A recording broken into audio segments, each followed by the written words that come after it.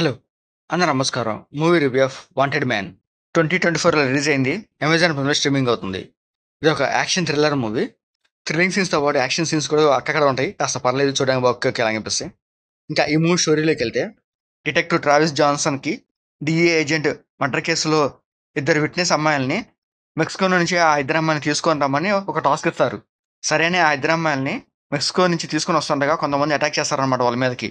So, వాళ్ళ నుంచి ఎలా తప్పించుకున్నారు? తర్వాత వాళ్ళ మీద అసలు అటాక్ చేసిందెవరు? అసలు ఏం జరిగిందనేది ఈ మూవీ స్టోరీ అనమాట.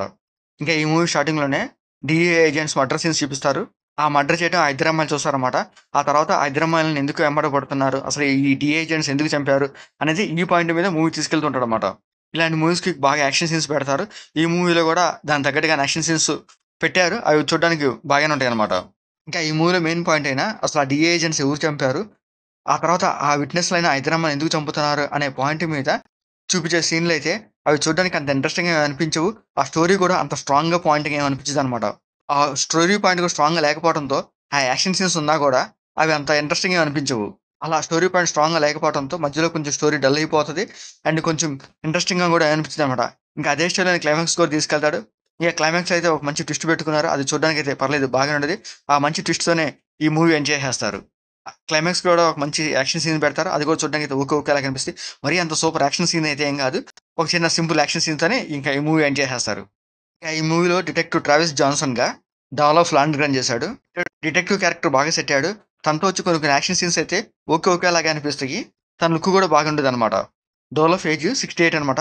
ఆ ఏజ్‌లో కూడా కొంచెం యాక్షన్ సీన్స్‌కి బాగానే చేశాడనమాట. అంటారు సో, ముసలోడే గాని మహానుభావుడు అన్నట్టుగా దానికి తగ్గట్టుగానే తన యాక్టింగ్ అండ్ పెర్ఫార్మన్స్ ఈ మూవీకి ఒక హైలైట్.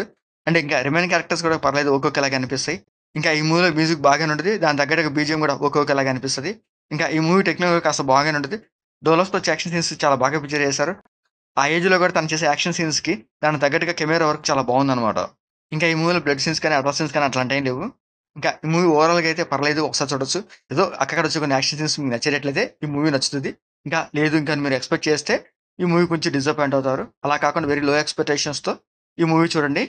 అమెజాన్ ప్రైమ్‌లో స్ట్రీమింగ్ అవుతుంది. మీకు నచ్చితే చూడండి. లేకపోతే లీవ్ ఇట్. మీకు మా వీడియోస్ నచ్చితే లైక్ చేయండి, షేర్ చేయండి, సబ్స్క్రైబ్ చేసుకోండి. Thank you for watching.